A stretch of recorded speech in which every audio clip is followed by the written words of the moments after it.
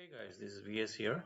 I'm just bringing forth to you easy to do it yourself a graphic design application. It's Canva. You can search in Google and you can download it.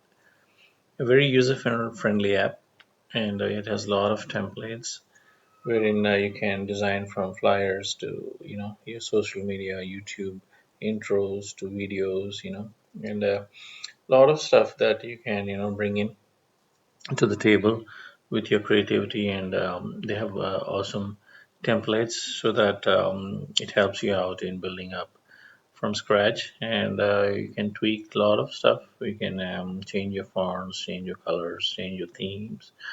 You can add your pictures to it and things like that. So it's a nice application for anybody, even for even professionals to budding digital artists, designers, they really can use this app. I mean, it's definitely a go-to app, and I think you would also like it.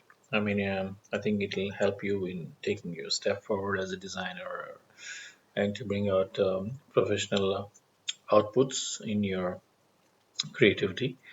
And thank you for your time, and please subscribe to my channel. And without further ado, I'm showing you how it is done.